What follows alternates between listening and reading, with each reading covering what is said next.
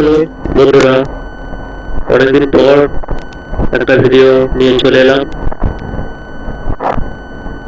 তো আপনারা থাম্বনেল দেখে অবশ্যই বুঝতে পারছেন আজকের ভিডিওটা কি নিয়ে হতে চলেছে। হ্যাঁ, আপনারা ঠিকই দেখেছেন, ফটোশপে ওপেন না করে কিভাবে আমরা পিএসডি ফাইল থেকে জেপিজি ফাইল বা পিএনজি ফাইলে কনভার্ট করব।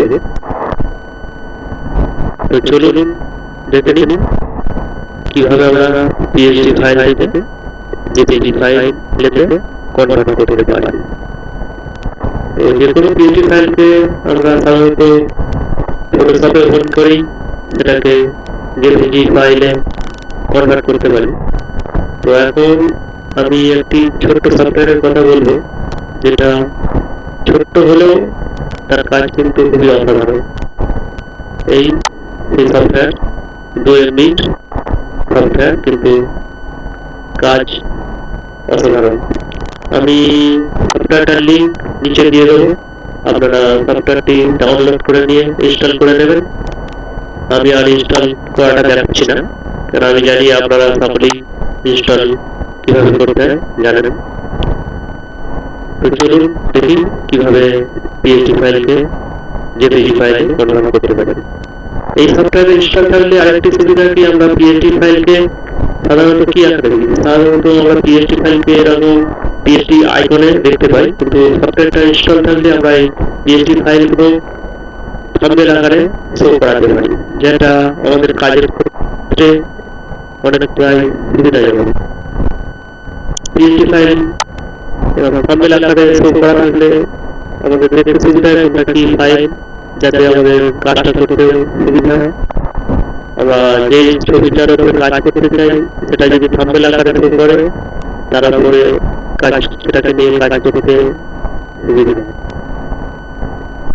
তো পিএসডি ফাইলকে কনভার্ট করতে করার জন্য কিছু করা দরকার নেই। সফটওয়্যারটা ইনস্টল করার পর জাস্ট রাইট মাউস ক্লিক, যেটার উপরে আমরা পিএসডি থেকে কনভার্ট করতে চাই, এই সেই আমার সফটওয়্যার ইনস্টল করা আছে। কনভার্ট টু জেপিজি ক্লিক করবো একবার, আর পিএসডি থেকে জেপিজি কনভার্ট হয়ে যাবে এক ক্লিকেই। তো করি।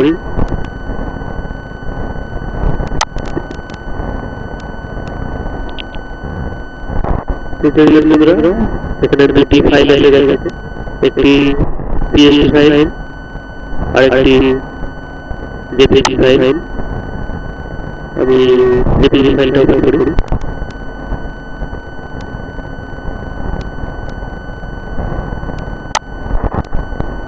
জেপিজি ফাইল ওপেন হয়েছে, আমি এটা কেটে দিলাম। এবার পিএসডি ফাইলটা আমি ওপেন করে দেখিয়ে দিই।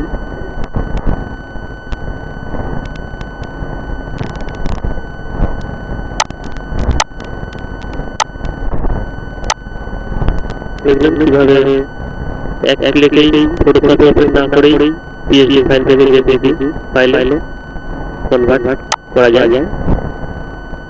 এই সফটওয়্যারটা ইনস্টল করতে হলে নিচে আমি লিঙ্ক দিয়ে রেখেছি, ওখান থেকে ডাউনলোড করে নেবেন। ধন্যবাদ ভিডিওটি দেখার জন্য। ভিডিওটি ভালো লেগে থাকলে অবশ্যই একটি লাইক কমেন্ট শেয়ার করবেন।